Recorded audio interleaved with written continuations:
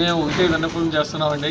రైతులకి గత 27 సంవత్సరాల నుంచి మేము ఎంతో అనుబంధంతో మంచి సఖ్యతతోటి మా స్టాఫ్ మేము ముందుకు తీసుకెళ్తూ ఫ్యాక్టరీని వాళ్ళ ద్వారా రైతుల ద్వారా ఇంత డెవలప్మెంట్ చేసి ఎంతో అభివృద్ధికి కారకులయ్యారు రైతు సోదరులు. అటువంటి రైతు సోదరులకు మేము ఎటువంటి ఇబ్బంది కలగనీయం, ఎవరిని మోసం చేసేది లేదు.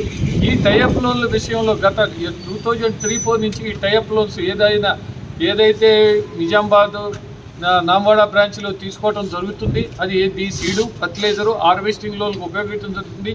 ప్రతి రైతుకి చెప్పి చేయటం జరుగుతున్నదండి.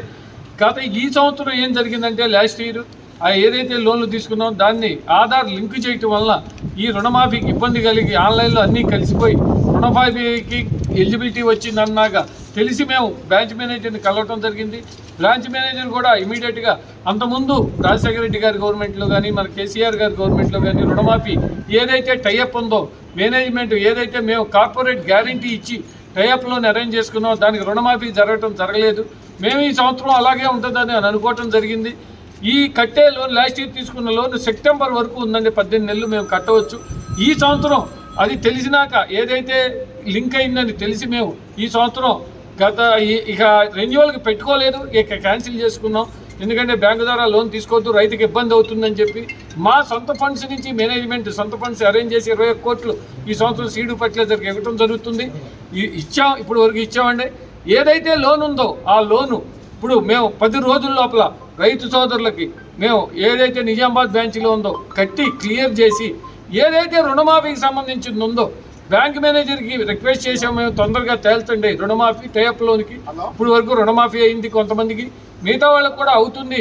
అన్ని క్లారిటీ తీసుకుంటే మేము బ్యాంకు ద్వారా కానీ రైతుకి మేము డైరెక్ట్గా అకౌంట్లో కానీ ఆ అమౌంట్ వాళ్ళు రుణమాఫీ చెందుతుంది వాళ్ళకి రైతుకి ఇచ్చేద్దాం అన్నప్పుడు మేము ఎట్టి పరిస్థితుల్లోనూ బ్యాంకు కట్టకుండా బ్యాంకు మేనేజర్ చెప్పినప్పుడు బ్యాంకు ద్వారా అకౌంట్ ద్వారా కానీ మా అకౌంట్ ద్వారా కానీ రైతుకి ప్రతి పైసా ప్రతి రూపాయి రైతుకి చెందేటట్టు చేస్తాం. రైతుని ఎటువంటి మోసం చేయు. రైతులంటే ఫ్యాక్టరీ లేదు, ఫ్యాక్టరీ తోటి రైతులతోటే ఫ్యాక్టరీ ఉంది కాబట్టి రైతుతోటి ఇన్ని సంవత్సరాలు ఎంత సఖ్యతగా ఉన్నామో రైతుకి చెప్పి చేసాం. అలా విధంగానే ముందు కూడా మా సఖ్యత అలాగే కొనసాగుతుందని నేను ఈ సభాముఖంగా తెలుపుకుంటున్నాను.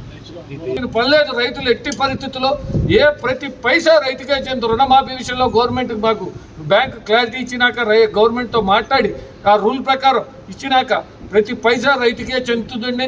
ఎటువంటి దీంతో ఆందోళన పడవద్దు, ఎటువంటి ఆందోళన పడి ఇచ్చేయాల్సిన పని లేదు. వేరే ద్వారా ఇచ్చేది కానీ కంగారు పట్టడం కానీ ఇటువంటి చేయాల్సిన పని లేదు. మేము ఏదైతే సఖ్యతగా ఉన్నామో రైతుకి అదేవిధంగా సఖ్యతగా ఉంటే ప్రతి పైసా రైతు అకౌంట్లోకి చెందుతుందని చెప్పడం జరుగుతుంది. Ready sir. రైతుకి మద్దతుగా ఇన్ని సంవత్సరాల నుంచి ఎలా ఉన్నామో 27 నుంచి ఇప్పుడు కూడా అదేవిధంగా రైతు మద్దతుగా ఉండి మేము బయట పుకార్లు ఇటువంటివి నమ్మకుండా మా మీద కాన్ఫిడెన్స్ ఏదైతే విశ్వాసం ఉంచి మేము ఈ రుణం మీకు 10 రోజుల్లో రుణమాఫీ చేసి మాది రుణమాఫీకి చెందిన రూల్ ప్రకారం రైతుకి చెందితే రైతు అకౌంట్లోకి చెందుతాయి అని చెప్పి గవర్నమెంట్ క్లారిటీ ఇచ్చినాక మీ అకౌంట్లో చెందుతాయి అని మీ అందరికీ మీకు తెలపడం జరుగుతుంది. ఎటువంటి ఆందోళన చెందాల్సిన పని లేదు. గాయత్రి షుగర్స్ మీ ద్వారానే గాయత్రి షుగర్స్ అభివృద్ధి చెందిందని చెప్పి తెలుపుకుంటున్నాను.